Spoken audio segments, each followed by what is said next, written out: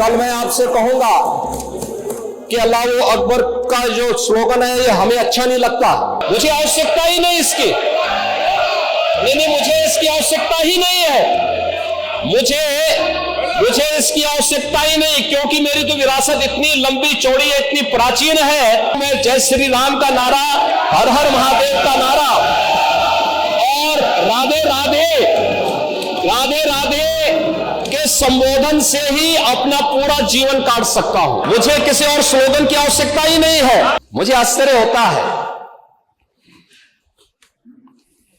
अपने को शिक्षक कहते हैं श्री संग्राम सिंह यादव। हाँ, सच को स्वीकार करने की सामर्थ्य नहीं, इसलिए चले गए। आप देखें, एक दोहरे चरित्र के व्यक्ति के द्वारा जो अपनी कुछ पंक्तियां पहले लिखी गई है और बाद में उसका चरित्र कैसे बदला है। मोहम्मद अल्लामा इकबाल के बारे में वही कहते हैं, यानी जो पहले कहते थे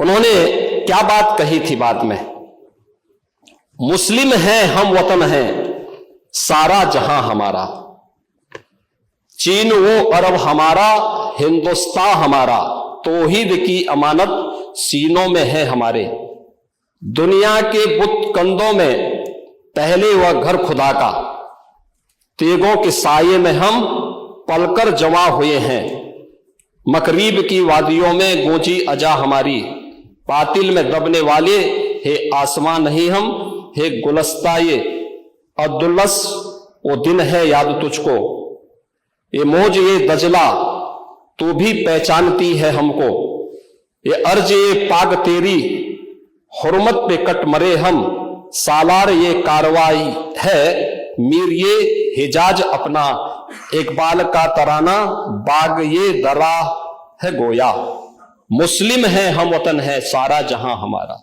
अब आप मुझे बताओ, क्या इकबाल को आप अपना आदर्श मानते हैं? क्या इस इकबाल को मानेंगे? क्या वो अपने को पेशे से शिक्षक कहते हैं, ऐसे शिक्षक छात्रों को पढ़ाएंगे तो दुर्गति कराएंगे ही कराएंगे। यानी इकबाल की एक कविता को यहां पे पढ़ करके और वास्तविक सच से आप धूल डाल करके उसको छुपा नहीं सकते हैं। और मैं इसीलिए कहना चाहूंगा कि महोदय, प्रशासन ने पूरी कार्रवाई की है और लगातार हमारे संज्ञान में सारी बातें हैं, एक एक बात पर सरकार नजर रख रही है। 25 करोड़ की आबादी का प्रदेश है और 25 करोड़ की आबादी के प्रदेश में पिछले 7.5 वर्ष के दौरान सभी पर्व और त्योहार शांतिपूर्ण तरीके से संपन्न हुए हैं। सभी वीवीआईपी विजिट सकुशल संपन्न हुई हैं। अयोध्या में श्री राम जन्मभूमि पर भगवान राम के भव्य मंदिर के कार्यक्रम को भी, जिसको लेकर के आप बहुत बड़ा पहले प्रदेश के मन में भय पैदा करते थे, वह भी सकुशल संपन्न हुआ। आज प्रदेश में जब सर्वत्र सुरक्षा का एक बेहतरीन माहौल है और 2025 में जब उत्तर प्रदेश को एक गौरव प्राप्त होने जा रहा है कि दुनिया का सबसे बड़ा आध्यात्मिक और धार्मिक सामाजिक जो उत्सव हो, एक महापर्व है महाकुंभ प्रयागराज, जिसमें पूरी दुनिया का एक समागम होने वाला है, जब इसे आयोजित करने का अवसर प्राप्त हो रहा है, तब मैं विपक्ष के अपने साथियों से कहना चाहूंगा कि प्रदेश के माहौल को अपने वक्तव्यों से और अपने करतूतों से कृपया खराब न करें। प्रदेश आगे बढ़ना चाहता है, विकास के अपने लक्ष्यों को प्राप्त करना चाहता है, लेकिन मैं इस बात के लिए आश्वस्त करूंगा कि 25 करोड़ जनता को सुरक्षा देना, उनकी हर प्रकार से हिफाजत करना, ये प्रदेश सरकार की जिम्मेदारी है।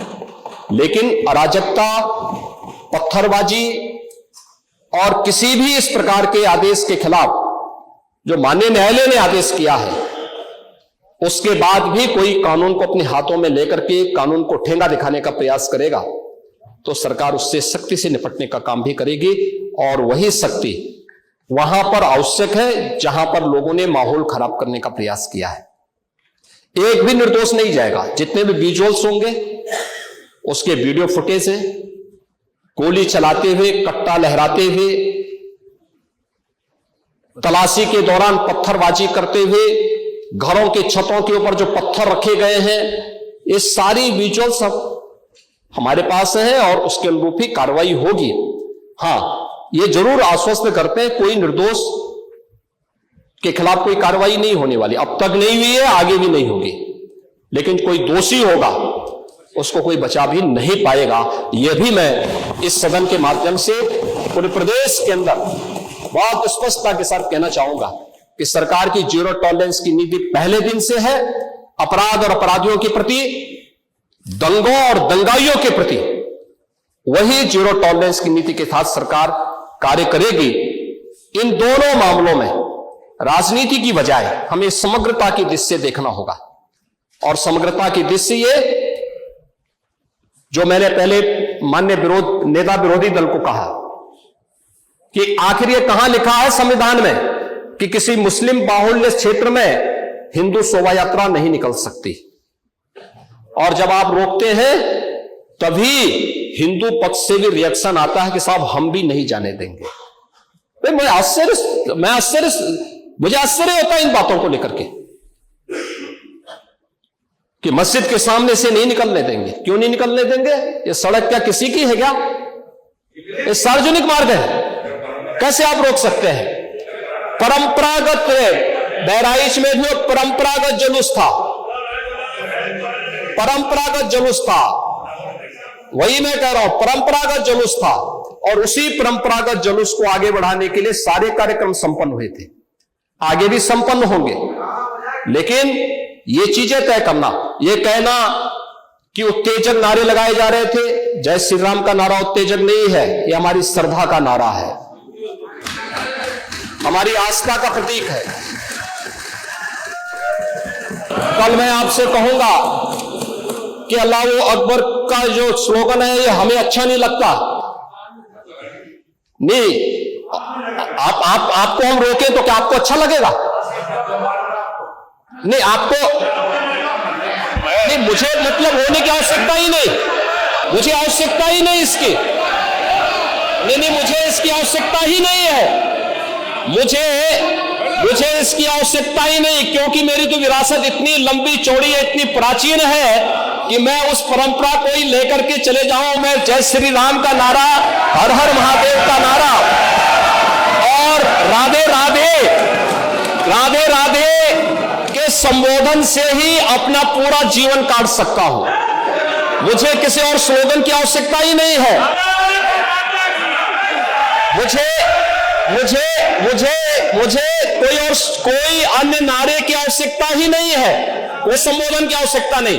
लेकिन मैं आपसे कहना चाहता हूं, कल कोई आपसे कहेगा, कोई हिंदू भी ये कहेगा कि साहब हमें भी परेशानी है, आप लोग मत बोलिए, क्या आपको अच्छा लगेगा?